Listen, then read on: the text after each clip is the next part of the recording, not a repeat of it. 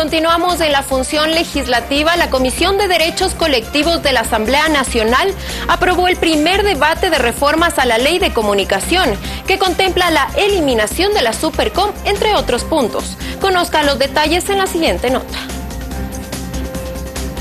La Comisión de Derechos Colectivos de la Asamblea Nacional aprobó con 7 votos a favor y 3 en contra el informe para primer debate de las reformas a la Ley de Comunicación, donde uno de los puntos es la eliminación de la Superintendencia de Comunicación, en donde se elimina la Supercom.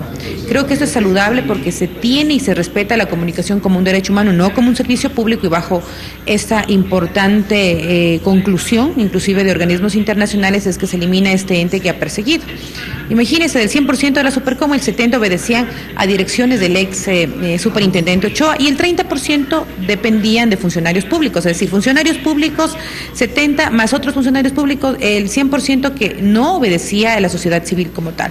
Esta ley ha analizado obviamente estos casos, por eso es indispensable que tengamos un consejo de regulación independiente. Cuando hablo de independencia es que el Consejo de Regulación no tiene la mayoría del Ejecutivo, y eso es saludable. Se incluyen los medios privados, los medios comunitarios y los medios públicos con voz, sin voto. Sin embargo, se da la posibilidad de que otros actores como la academia, organizaciones en defensa de la libertad de expresión estén presentes en este Consejo de Regulación. Ahora, ellos se encargarán de hacer el reglamento oportuno para establecer obviamente un reglamento que no violente los derechos ni del acceso a la información ni a la comunicación.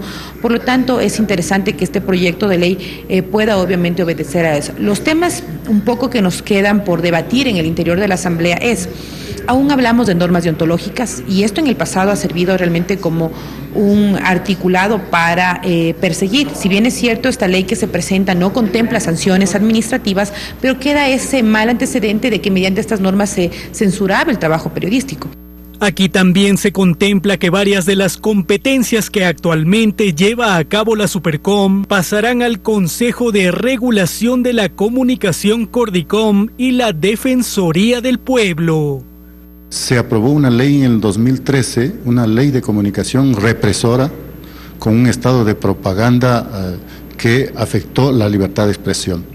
La conformación de esta Supercom y denominarle mediante unas enmiendas como un servicio público que ya fue derogado, esto hace que no solamente esos artículos son muy puntuales, la conformación de la Cordicom, la funcionalidad del defensor del pueblo dentro de la Cordicom también fue debatida.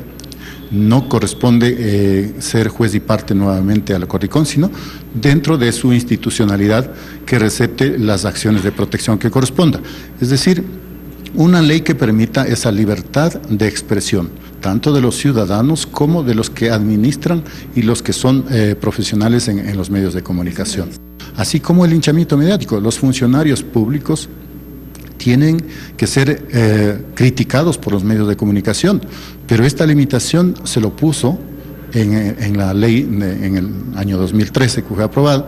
Entonces, somos susceptibles todos los funcionarios públicos de ser objetados por la administración misma, y eso fue reprimido, es decir, era prohibido hablar de los funcionarios públicos cuando eran corruptos o cuando han sido y seguirán siendo algunos. Entonces los medios de comunicación, muchos de ellos, como Fernando Villavicencio, por ejemplo, ha descubierto actos de corrupción y ha criticado al gobierno y fue perseguido por el Estado.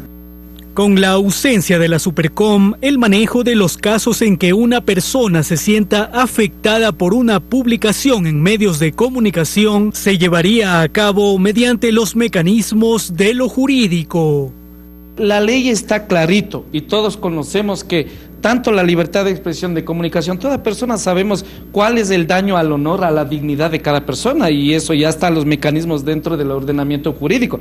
Lo que se trata de evitar es que no, cuando esté hablando una libertad de expresión, un determinado funcionario de determinada ideología y de determinado partido político de disposiciones de que esto tiene que ser sancionado, tiene que ser cerrado, perseguido. Eso es lo que no queremos. De ahí el honor, la dignidad de toda persona. Creo que el respeto, eso ya está en las normas jurídicas internas de nuestro país. La ley también acogió la propuesta sobre la seguridad que deben tener los trabajadores de la comunicación para precautelar la integridad de los mismos mediante las garantías que puede brindar el Estado ecuatoriano. En Quito informó Javier Cueva para RTU Noticias.